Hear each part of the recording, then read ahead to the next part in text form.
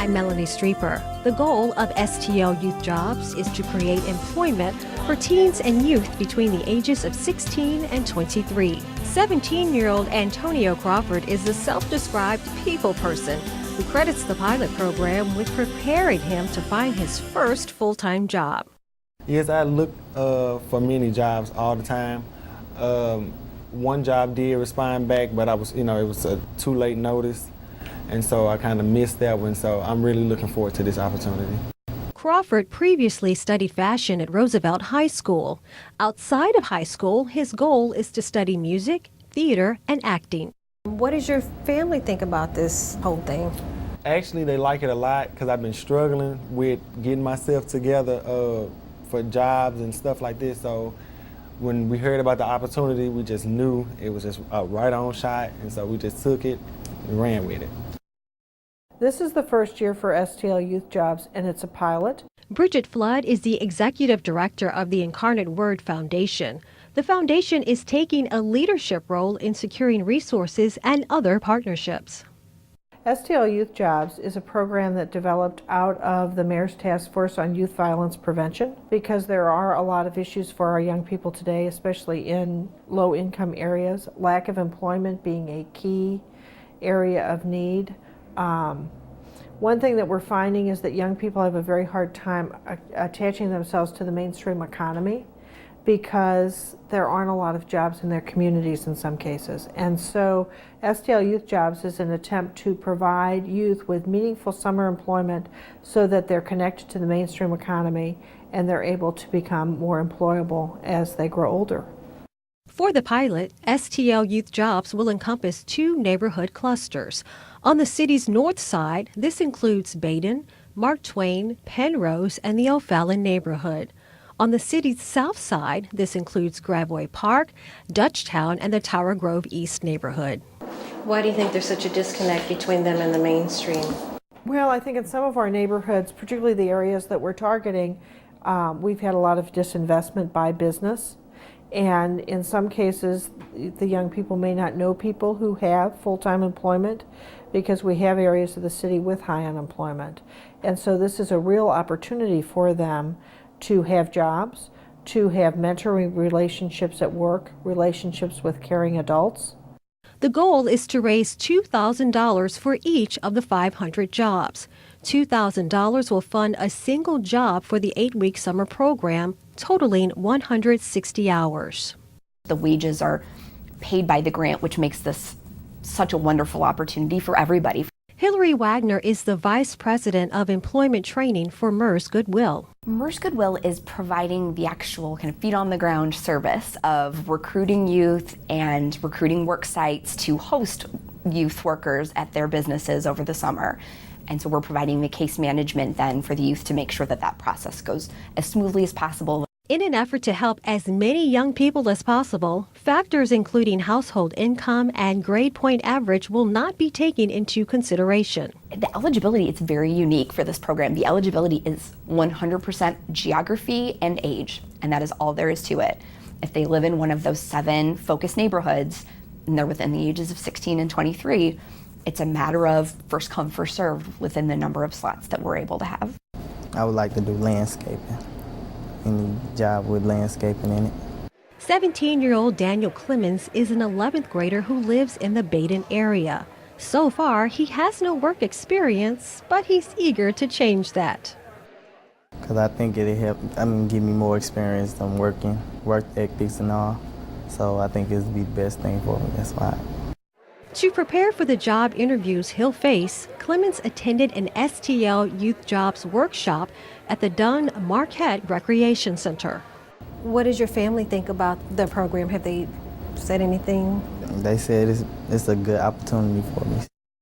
In the neighborhoods that were chosen on the north side of the city and the south side, they were chosen for a reason. It was a decision made by a few different parties, and it was including UMSL. There was some analysis of different neighborhoods in the city, and so they really were focusing on areas that had a high population of youth, a significant need when it comes to economic indicators, and then also that had some of those community assets that would make it more sustainable over time.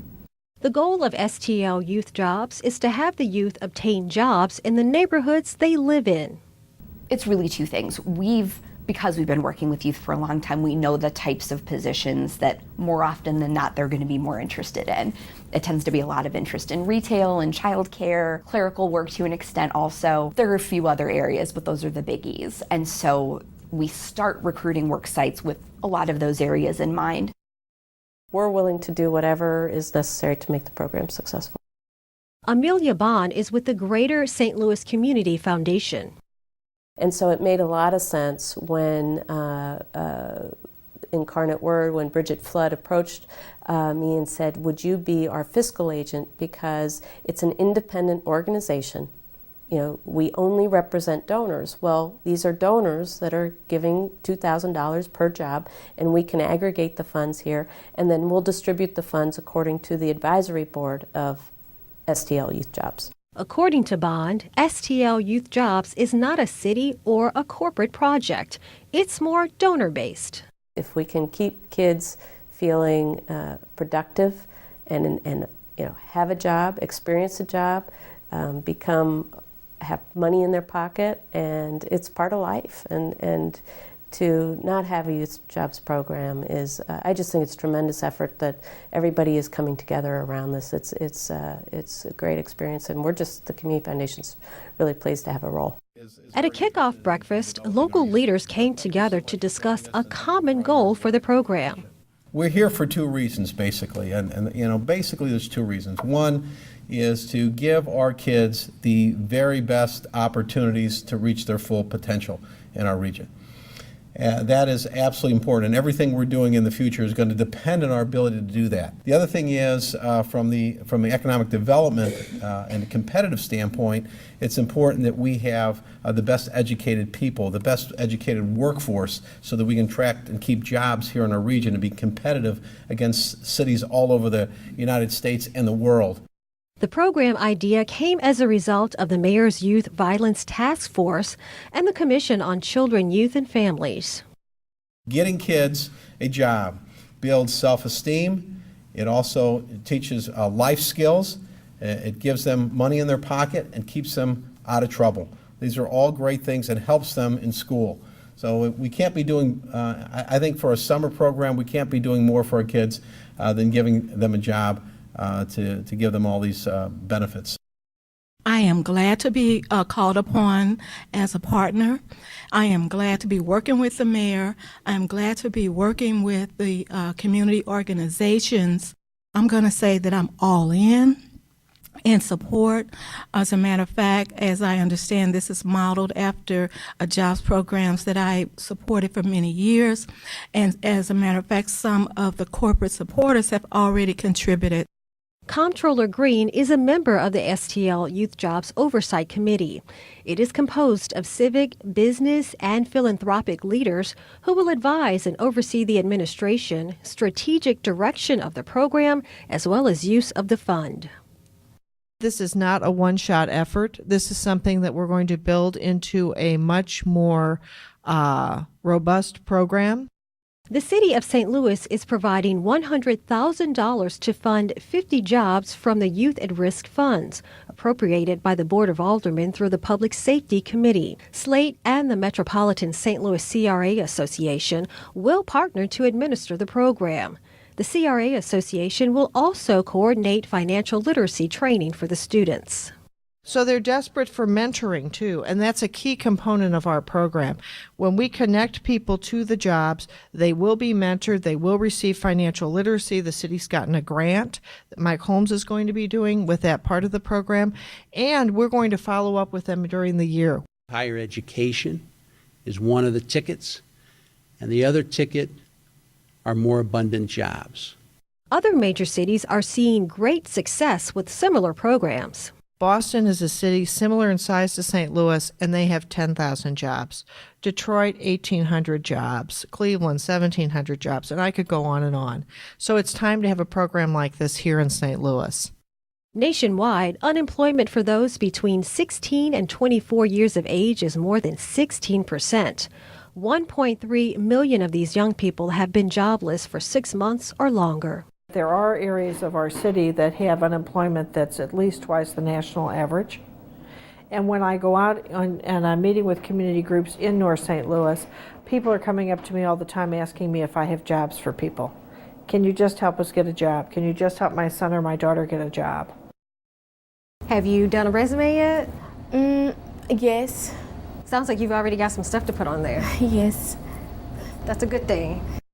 17-year-old Elisa Talaferro is an 11th grader with no paid work experience so far.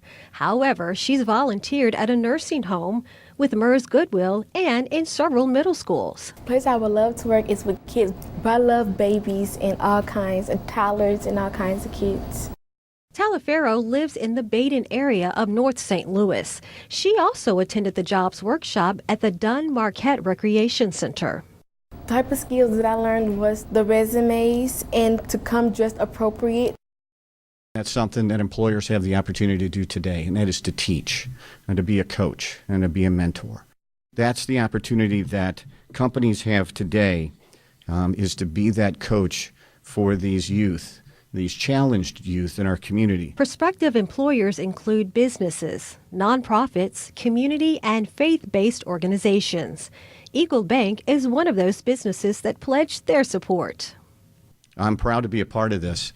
We have committed to not only financial support, but we have also committed to a job. I have a lot of young people that work at the bank, and I've had a lot of young people who work at the bank that are now senior members, senior officers, and part of the executive team of the institution. People who have been with the bank now for 20 and 30 years.